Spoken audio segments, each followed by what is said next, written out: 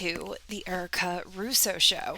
If this is your first time tuning in, welcome. I am beyond excited that the universe has led you here today. And if you are an OG, you continue to come back, you continue to press play, you continue to lean in to your own intuition, hug your inner child, ground yourself, center yourself. I love you. Thank you so much for your continued support. Thank you so much for tuning in each time a new episode drops. I hope that these episodes give you clarity. I hope that they give you reassurance. I hope that they ground you. I hope that you look forward to each time a new episode drops, because I'm so grateful to have this opportunity. I'm so grateful to have this, I don't know what we call this, what, a medium or an outlet or whatever we're calling this, a window into space in the internet world, whatever we want to call it. I really do love this podcast, and I love having the opportunity to sit here with you guys and just press record and talk about the astrology and talk about the things that are important, especially right now. So if this podcast is helping you, I would be eternally grateful if you can head on over to iTunes or now Spotify and leave a review. Those reviews allow this podcast to get to more ears. And now, more than ever, I think that we can all agree that this shit is wild, dude. This shit is wild. And I just feel like this little nugget, this little window, if whether you are listening to this on your way to work or you're listening to this while you're doing laundry or walking or whatever, I feel like these episodes are just a little bubble, like a little tiny bubble of clarity, a little tiny calmness in a very chaotic world right now. And we need a lot more bubbles. So if I don't know if that made any sense, but you pick up what I'm putting down, guys. So if this podcast is helping you, I would be eternally grateful if you can leave a review. Because again, those reviews allow this podcast to get to more ears. But before you go ahead and write up that review, take a screenshot and send it to me on Instagram at Erica W. Russo, and I would love to send you a free gift for supporting this podcast. Now that that is all said and done, how are we doing? Are we good? Did we survive January 2025? Are we taking a big deep breath right now? Because I know that I am. I know that I am. Something that I feel like I just kind of need to put out there is just a friendly reminder that, we talk about boundaries with people and just eating good food and taking our vitamins and making sure like we're doing the things to stay optimistic and in the zone and everything like that. I just want to remind everyone that we probably consume more internet content than anything else, okay? Whether it's through the doomsday scrolling and just getting caught up in the mess. And I'm guilty of it. I'm very guilty of it. And after this past month with where we are at in the world and what is coming on my feed, I decided to delete TikTok from my phone. Like, that's how bad it was. I'm like, I can't do this anymore. I can't. It's making me feel negative. It's not putting me in a good mindset. It's just, I don't want to fucking hear it. I just want to do my own thing. I know that the world is changing. I know that we are, to be honest, like war amongst ourselves, between each other. And I just don't need to see it. You know what I mean? And I feel like at this point, if you're anything like me, which you probably are, you're probably empathic, you're probably a highly sensitive person, you're probably very intuitive, and you probably feel all the feels The collective energy does impact you, even if you don't want to admit it. You guys, I have Mercury in Pisces and I have Jupiter in Pisces in my natal chart. Okay. Like, as much as I'm very much about boundaries and I'm very much about being introverted and just kind of being in my own little world, like, I have to be honest with myself and say, like, the outside world does impact my overall well being. Like, it truly does. And it's only up to me to stop it. It's only up to me to say, I've had enough. I don't need to scroll anymore, because at this point, it's just getting to it's just it's a mess. It's a total mess. And I just can't. So, just a friendly reminder that it's okay to delete apps from your phone if it's really fucking with your mental health. It's okay to take a break. It's okay to step back. In fact, like, it's okay to put like those apps that are like timers on your phone where you can only scroll for 10 minutes or you can only scroll for 5 minutes, because at the end of the day, what we need right now is to be grounded. What we need right now is to anchor in to what we believe in, what we stand for, what is good, what is just, and how we want to live our lives. Ultimately, that's where we are at right now. It's not about fighting. It's not about speaking our truth right now. Everyone's speaking their fucking truth on the internet. Let's not do that, okay? What we need right now is to ground. What we need right now is to hold on for dear life. And if that means deleting apps, if that means, you know, unfollowing people, just do it. Just do it. It's okay. This too shall pass. Everything's going to be all right. But for the time being, we need to take responsibility for our own mental health. So, just just a friendly reminder. On another note, on a more whimsical, spiritual note, uh, I've been really guided to fluorite the past couple of weeks. And I felt like I wanted to share what fluorite is about in case somebody is interested in maybe working with it themselves. So, fluorite is a highly protective, especially on a psychic level. It helps you to discern when outside influences are at work within yourself and shuts off psychic manipulation and undue mental influence. I swear to you guys, I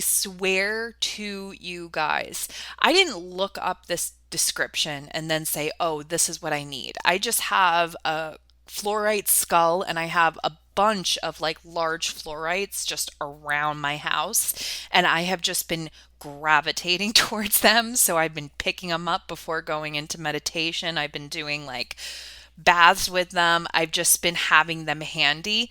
I did not know the description until now because I was like, you know what? Let's talk about it. And lo and behold, like, now I know exactly why I've been guided to fluorite. So this stone cleanses and stabilizes the aura.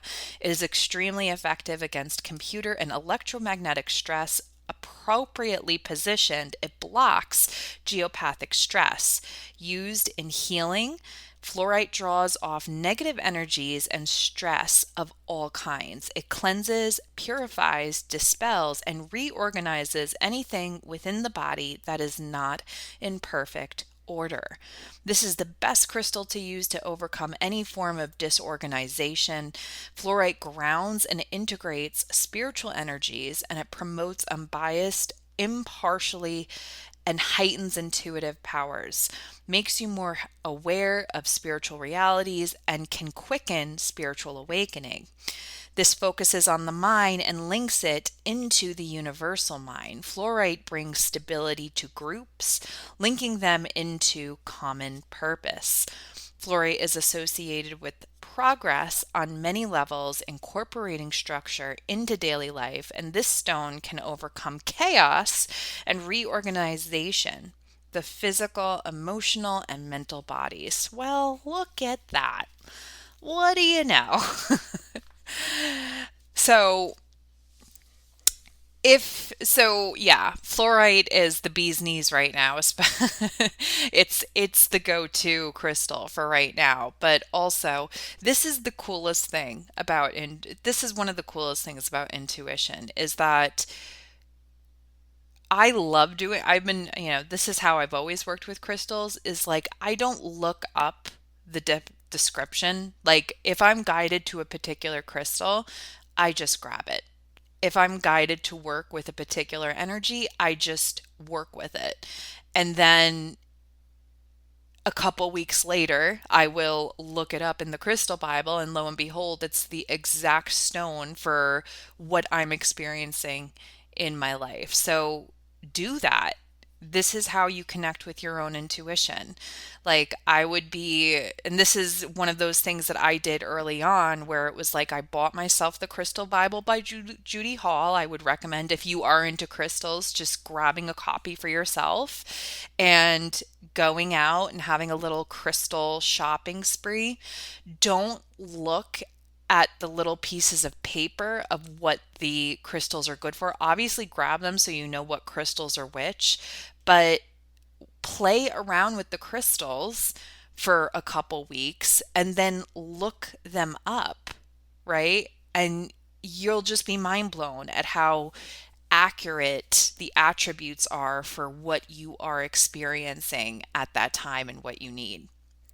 With that being said, let's go ahead and we're going to take a short break. And when we come back, we are going to dive in to February 2026 astrology. Before we continue, I just want to take a quick moment to say thank you for being here. This podcast is independently produced and created with a lot of love, time, and intention. If this show supports you, inspires you, gives you insight and clarity, you can help support this production by making a donation. Your contribution goes directly toward keeping this podcast running and growing.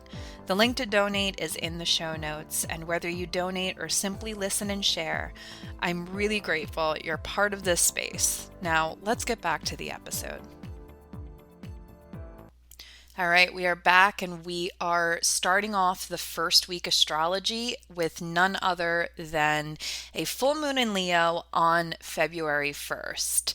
Now, I know I've already said this, but February's astrology is just, it feels very fated. It feels very sacred. It feels like very much the divine is going to be stepping in for the time being and rearranging, recalibrating.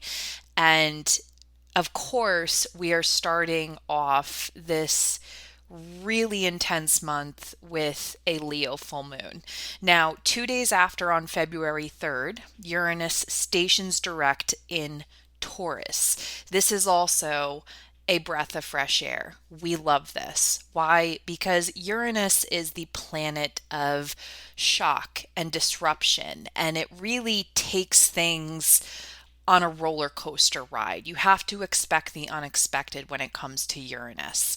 Now, Uranus has been in Taurus for, I believe, 8 years. I think it was 2018 when it first went in.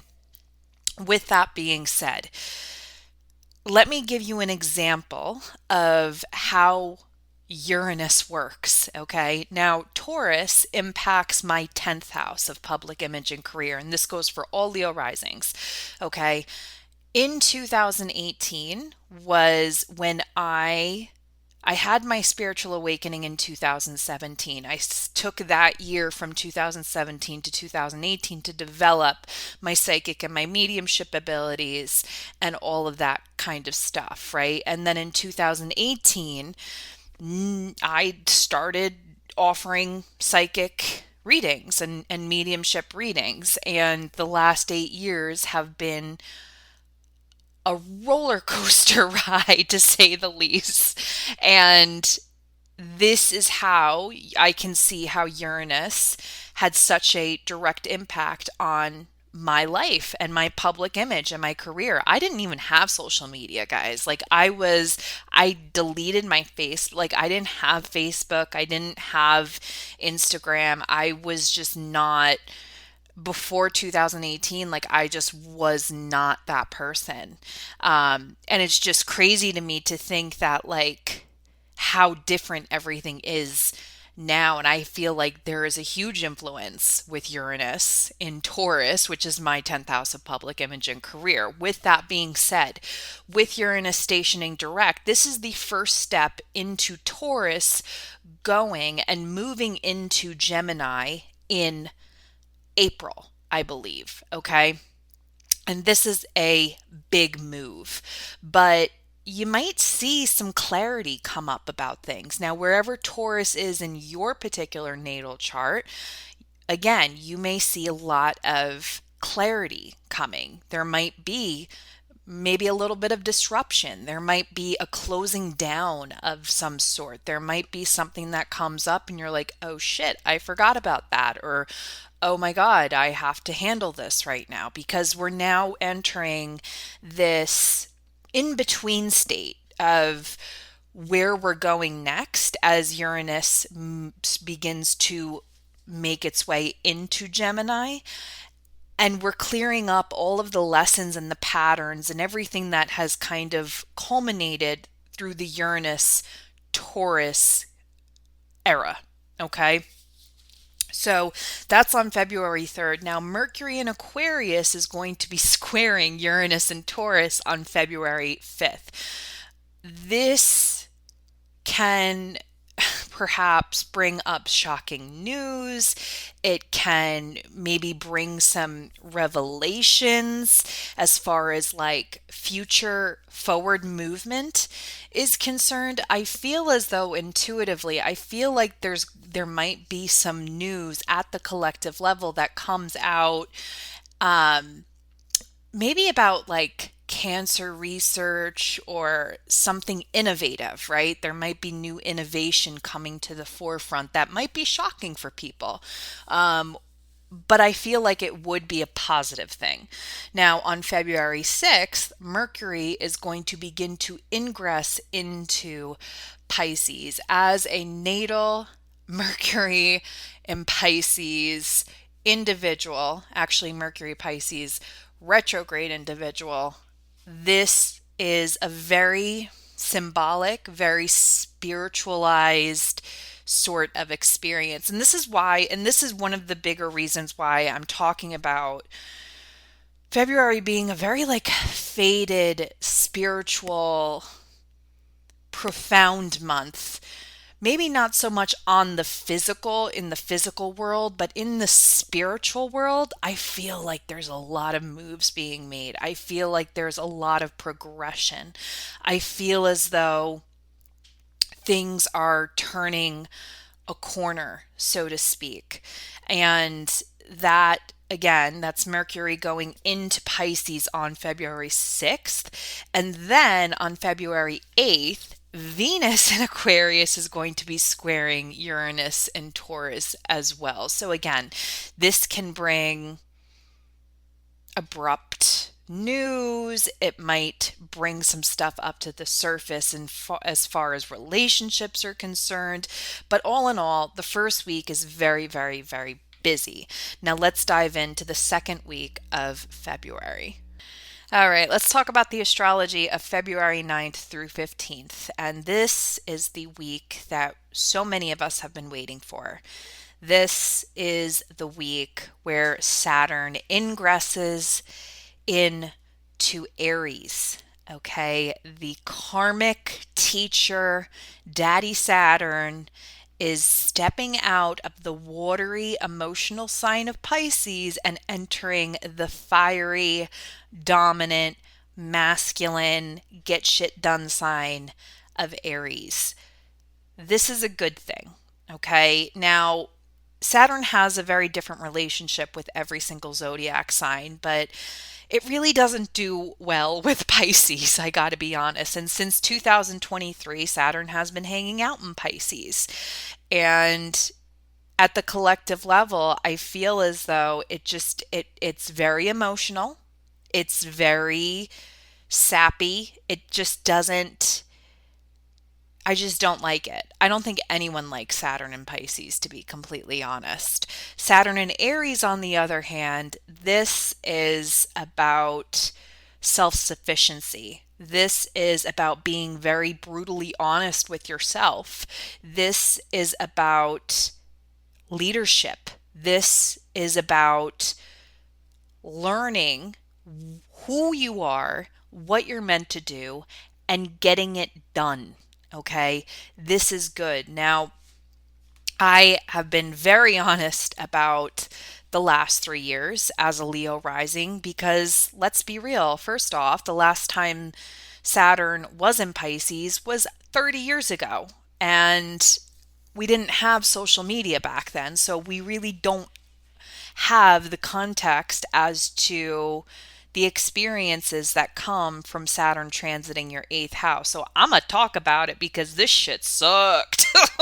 It sucked. Am I right, Leo risings? I mean, this has been very, very hard at the emotional, mental, physical, and financial levels the last 3 years. It has been tough, and it's finally like a breath of fresh air, and we made it through, Leo risings. Now, Virgo risings, I love you guys, but good luck because now Saturn will be impacting your eighth house, and it's just going to make you stronger. That's all I can say.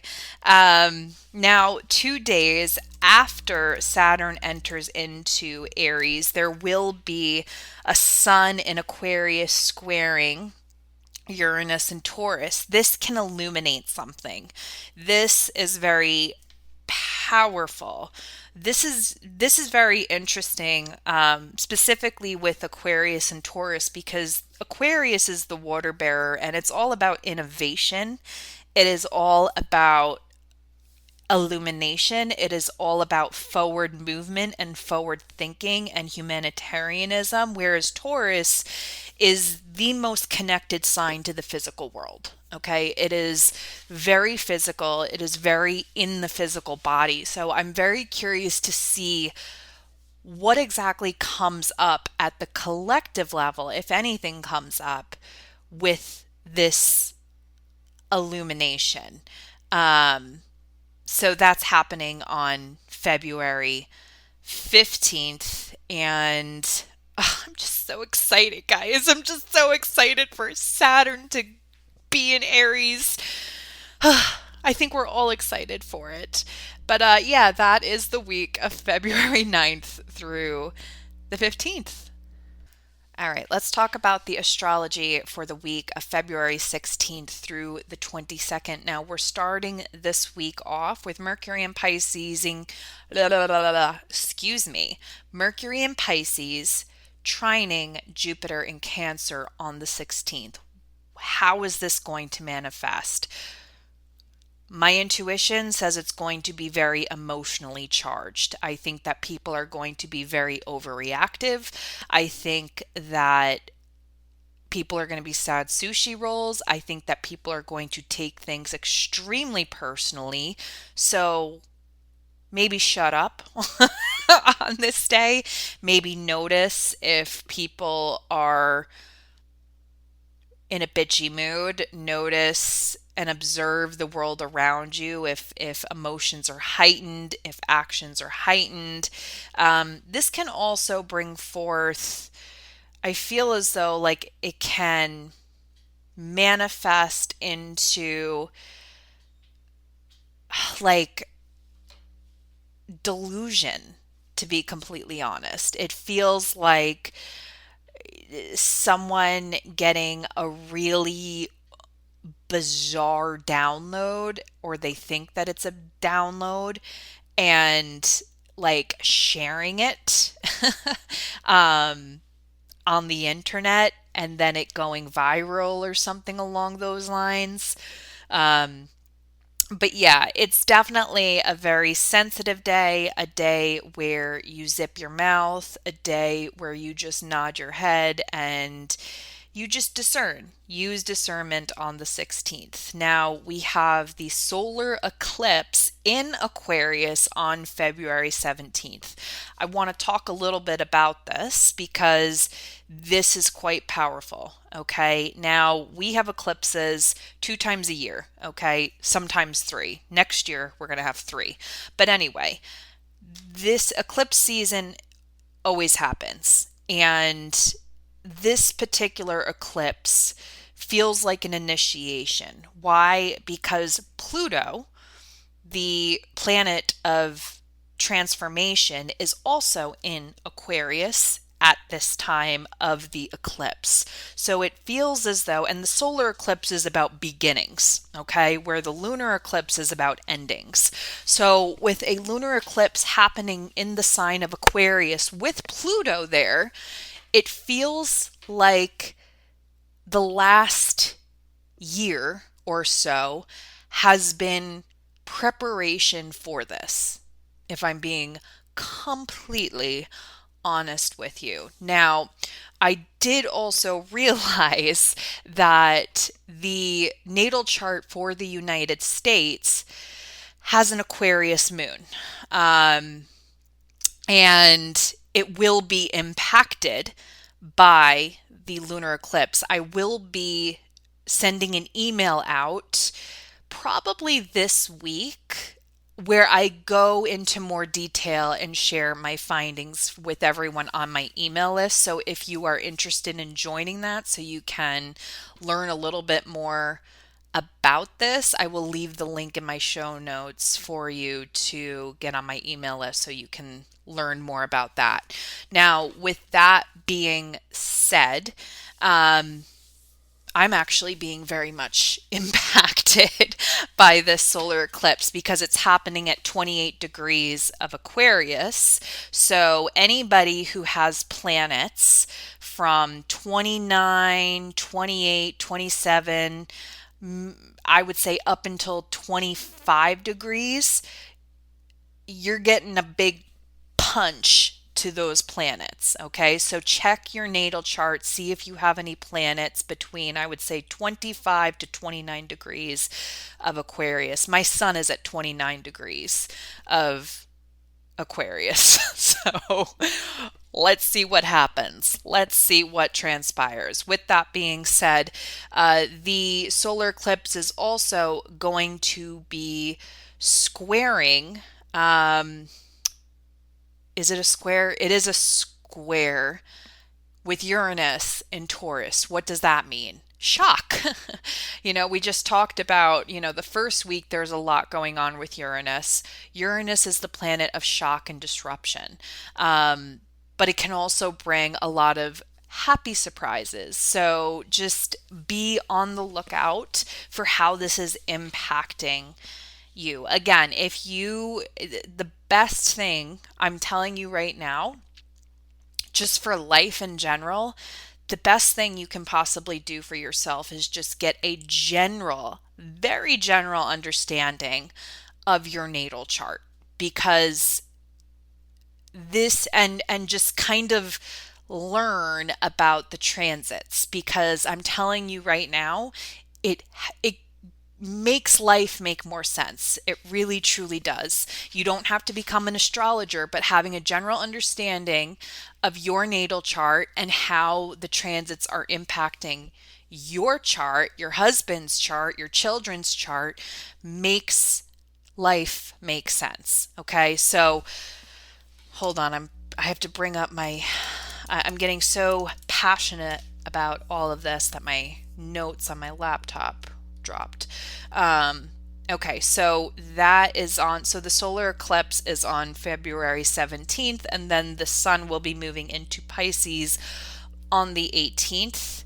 And then Saturn will be conjuncting Neptune in Aries on February 20th. Okay, so Saturn, this is also a big thing that's happening in 2026 is the Saturn-Neptune conjunction in Aries at, I believe, 0 degrees, because this only happens, the last time this happened was in 1989.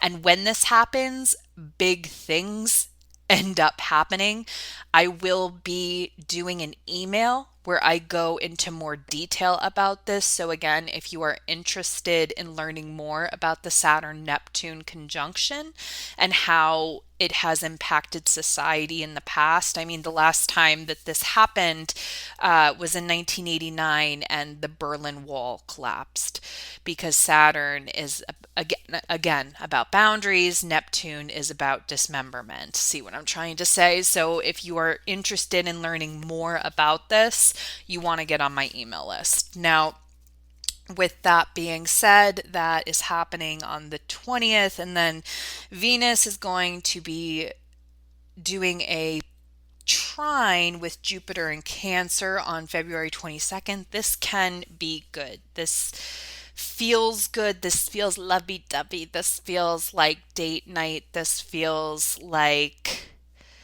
sexy time. This feels good. Okay.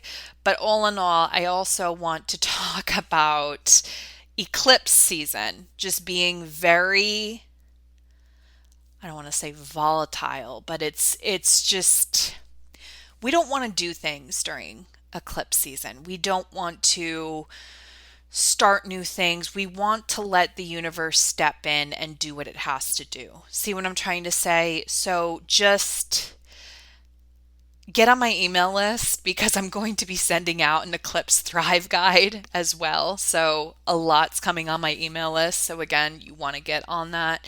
But yeah, just you got to trust the process when it comes to all of this, because this is a lot. This is a lot. And that is the week of February 16th through the 22nd. All right, let's wrap up the astrology of February with the week of February 23rd through March 1st. Now, on the 25th, Mercury will be stationing retrograde in the sign of Pisces. Okay, what does this mean? It means don't freak out, but we do not, during retrograde, as well as the shadow periods, which is 10 days prior to retrograde and 10 days after retrograde, we don't want to be signing contracts. We don't want to be making really any big moves. When Mercury is in retrograde, Mercury is the planet of intelligence and a communication, as well as technology. Anytime a planet is in retrograde, it is about reflection. It is about refinement. It is about retrieving. It is about reintegrating. It's about just relaxing. Okay. It's all about the re's. It's not about forward movement. It's not about jumping the gun. It's really about crossing the T's and dotting the I's. Okay. So, again, no signing contracts, no buying houses, expect, technology problems, expect delays when it comes to traveling. And you can thank Mercury retrograde for that. Don't shoot the messenger. Okay, now on February 27th, Mars in Aquarius will be squaring Uranus in Taurus. Don't really like this. I don't. Mars and Uranus together, whether it is when they're opposite or square, it's just volatile. Mars is the planet of war and aggression. Uranus is, again, about shock and upheaval and surprise.